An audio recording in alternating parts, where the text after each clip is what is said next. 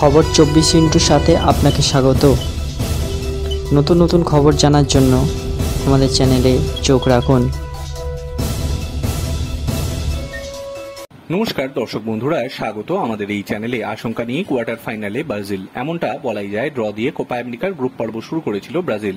প্রথম ম্যাচে কোস্টারিকার বিরুদ্ধে প্রায় 700 পাস খেলেও গোল করতে ব্যর্থ হয়েছিলেন তারা। দ্বিতীয় ম্যাচে অবশ্য প্যারাগুয়ের বিরুদ্ধে বড় ব্যবধানে জিতেছিল ব্রাজিল। অস্বস্তিতে রেখেছিল ডিফেন্স। 2 ম্যাচের পরও কোয়ার্টার ফাইনাল নিশ্চিন্ত ছিল না ব্রাজিলের। শেষ ম্যাচ জিতলে গ্রুপের সেরা হয়ে কোয়ার্টার ফাইনালে যাওয়ার সুযোগ ছিল। নকআউটে যেতে অন্তত ড্র করতেই হতো।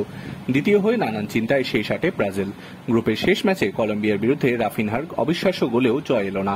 ব্রাজিলের পরিস্থিতি ঠিক কি তা বলা যায়। পা ঢাকতে মাথা বেরিয়ে যাচ্ছে, আবার মাথা ঢাকলে পা। ব্রাজিলের পরিস্থিতি তাই। টুর্নামেন্টের প্রথম ম্যাচে গোল করতে ব্যর্থ, তবে খায়ওনি। দ্বিতীয় ম্যাচে 4 গোল দিলেও 1 গোল খেয়েছে ব্রাজিল। গ্রুপের শেষ ম্যাচে 7 পয়েন্টেই স্বপ্ন দেখেছিল তারা, সেটাই স্বাভাবিক। কিন্তু গোল খেয়ে সেই সুযোগ হাতছাড়া, এগিয়ে থেকেও ড্র ব্রাজিলের। ম্যাচের 12 মিনিটে ফ্রি কিক থেকে চোখ ধাঁধানো গোল রাফিনহার। 1-0 এগিয়ে থাকা সুরক্ষিত নয়, আতঙ্ক তৈরি হলো প্রথমার্ধেই।